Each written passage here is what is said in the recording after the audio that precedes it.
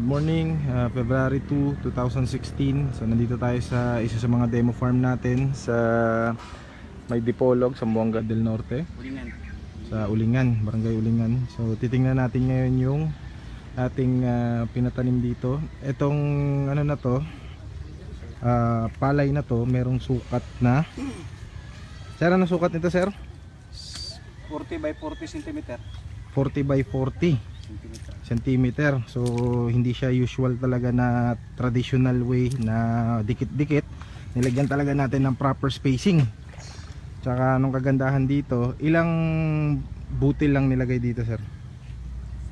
Isa lang. Isa. Dalawa. Isa, oh. Isa o dalawa. Isa, dalawang butil lang talaga ang nilagay natin dito. So sa isang hektarya, ilang kilong binhi ang ginamit natin, sir? 5 kilo lang. 5 kilo lang. So dumaan tayo sa proper seed selection at pati pag-araro, land preparation. Sinunod natin yung protocol. So ito na araro to o na land prep to ng ilang days, sir? 1 month.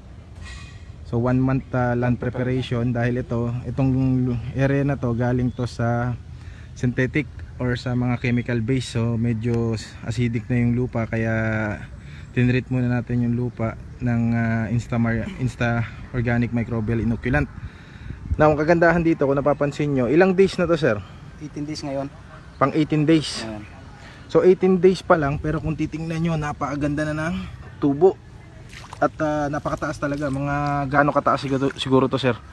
1 foot na mahigit. Mga 14 inches na to. 14 inches.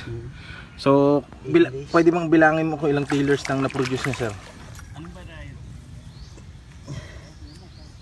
Isa, dalawa, tatlo, apat, 5, 6, 7, 8, 9, 10. Isa, dalawa, tatlo, apat, 5, 6, 7, 8, 9, 20,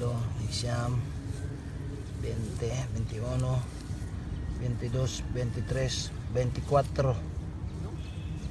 So 24 tailors nag-i-start na siya. So nag-average siya ng mga 20 to 24 yung tailors niya sa 18 days, sir, no?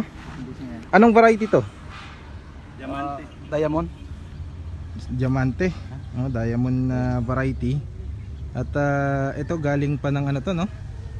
Bagong ani. Bagong ani. So ibig sabihin ng bagong ani, kinuha mismo doon sa Pinag-anihan. sa pinag-anihan yung seedlings nito. Pero makikita pa rin natin, napakaganda pa rin yung naging tubo. At babalikan natin yung pag nandoon na siya sa stage na lumabas na yung mga palay or yung mga suhi. So tingnan natin, napakaganda. Ang ganda rin ng spacing. At susunod magkakapalan na to. At tingnan natin kung ano yung magiging ano nito, resulta.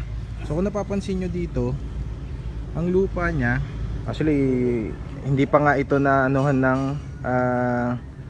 ng hindi pa nabunutan ng damo, but still ang ganda pa rin naging tubo. At kung mapapansin nyo pa, may mga area na naglulumot. So napakaganda talaga na naging resulta. Ibig sabihin naging healthy uli yung lupa. Ayan, makikita nyo, naglulumot-lumot na yung iba after nating maland prep ng maayos. So napakaganda talaga ng ating MI o microbial inoculant.